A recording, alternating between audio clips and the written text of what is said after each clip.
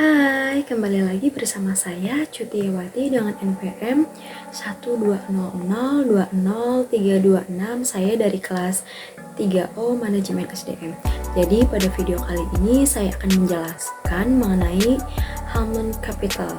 Buat teman-teman yang ingin tahu apa sih itu Human Capital, simak video ini ya. Oke, baik teman-teman. Di sini saya akan menjelaskan mengenai arti dan pentingnya human capital. Istilah human capital pertama dikemukakan oleh seseorang ekonom bernama Theodore Salt yang berpendapat bahwa peningkatan kesejahteraan pada perusahaan tidak tergantung pada tanah, peralatan, energi, sumber daya, melainkan pada kompetensi pengetahuan dari pegawainya. Kemudian ia mendeskripsikan posisi human capital sebagai kemampuan sumber daya manusia yang diperoleh melalui investasi pada sumber daya manusia, yang mendeskripsikan bahwa human capital terdiri dari 4 hal, yaitu yang pertama kemampuan, yang kedua perilaku, yang ketiga usaha, yang keempat waktu, dan semuanya ini dimiliki dan dikendalikan sepenuhnya oleh pegawai. Nah, selanjutnya yang kedua saya akan menjelaskan mengenai peran human capital. Yang pertama itu peran human capital sebagai kunci keunggulan organisasi. Kunci keunggulan organisasi terdiri dari 3 kelompok utama dari aset perusahaan, yaitu yang pertama ada aset fisik, yang kedua ada aset finansial, dan yang ketiga ada aset tak berwujud. Aset fisik merupakan terdiri atas peralatan, gedung, dan tanah. Yang kedua ada aset finansial, itu misalnya uang tunai dan surat berharga. Yang ketiga ada aset tak berwujud. Aset tak berwujud ini modal organisasi, aliansi bisnis, pelanggan, merek, reputasi, modal intelektual. Baik, selanjutnya ada peran human capital sebagai hubungan kompetensi karyawan dengan human capital. Ada 5 cara untuk meningkatkan kompetensi karyawan, yaitu 5B. Yang pertama itu baik membeli. Membeli ini mengganti SDM yang lama dengan yang baru dan memiliki kualitas yang lebih baik. Yang kedua itu adalah build atau membangun. Investasi dilakukan terhadap SDM untuk meningkatkan kualitasnya menjadi lebih baik. Yang ketiga itu ada borrow atau meminjam. Penggunaan konsultan atau partner efektif memungkinkan berbagai pengetahuan dan desain kerja baru. Yang keempat ada bounce atau melambung. Perusahaan harus mengeluarkan karyawan yang bekerja di bawah standar. Dan yang terakhir ada bin atau mengikat.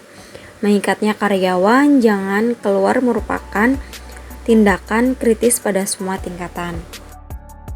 Baik, selanjutnya ada transformasi peran divisi SDM. Yang pertama itu ada strategic partner. Jadi strategic partner ini yaitu Departemen SDM harus mampu menjadi partner bagi manajer lini dan manajer lainnya dalam mengeksekusi strategi dan membantu merealisasikan perencanaan.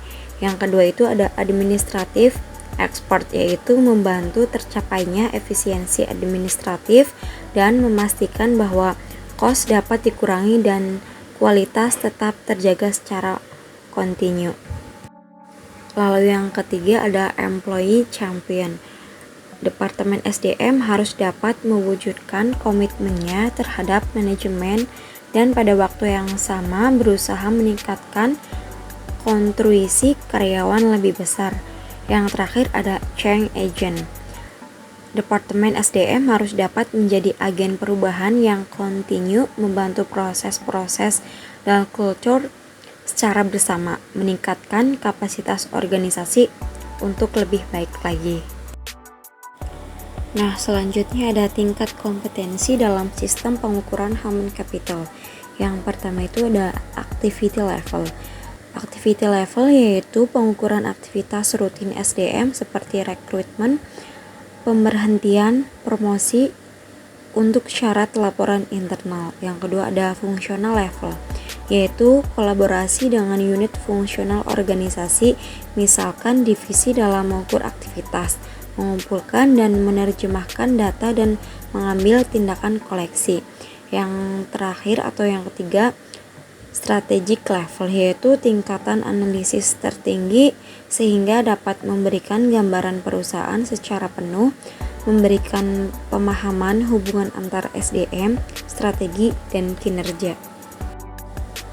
Nah, jadi dari ketiga tingkat kompetensi di atas, diketahui bagaimana melakukan pengukuran nilai human capital pada ketiga tingkat tersebut, dimulai dari tingkat korporat dalam unit bisnis fungsional, tingkat terendah yaitu aktivitas dari divisi SDM untuk mengintegrasikan sistem pengukuran tersebut menjadi sistem yang kohesif dalam suatu jalur yang terdiri dari 3 tingkat, dan pada masing-masing tingkat terdapat aktivitas yang dapat diukur beserta hasilnya.